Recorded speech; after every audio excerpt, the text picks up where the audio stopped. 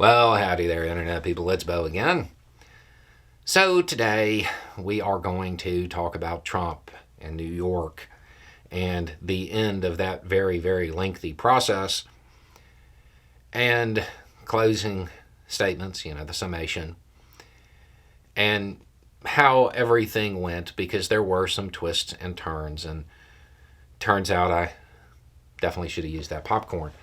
Okay, so just a quick recap. This is the end of the very lengthy New York civil case involving the discrepancies in the accounting at Trump's company. There was a back and forth about whether or not Trump would be allowed to give a portion of the closing statement. And the judge basically told them, hey, he can. I'm inclined to let everybody speak, but he has to stick to the facts and how those facts interact with the law. Paraphrasing. That didn't seem to be what they wanted to do, so it went from sure to no. The subject was brought up again today in court, and the judge was basically asking Trump, hey, can you, talk about this without just delivering a campaign speech and stick to the facts at hand. Paraphrasing. To which Trump said, well, I think, Your Honor, that this case goes outside just the facts. The financial statements were perfect. The banks got back their money and are as happy as can be. When you say don't go outside of these things, we have a situation where I am an innocent man. I've been persecuted by someone running for office, and I think you have to go outside the bounds. Another relevant part was, this is a fraud on me. What's happened here, sir, is a fraud on me. He also said that he never had a problem before. The judge asked him, wait, haven't you been sued before? During Trump's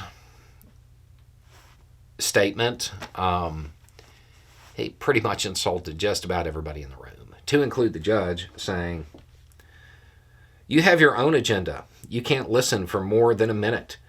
This has been a persecution. At which point the judge is, finally like, hey, you need to control your client. And it went on from there. The only interesting thing that I'm aware of was one of Trump's attorneys basically saying, some of our witnesses weren't rebutted, So you have to consider their testimony.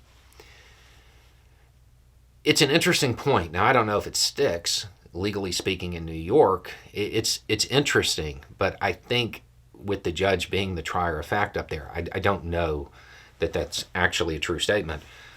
But it's worth noting. Another interesting portion was one of the attorneys, I believe, saying that the judge needs to consider his legacy, which, no, he's actually not supposed to do that.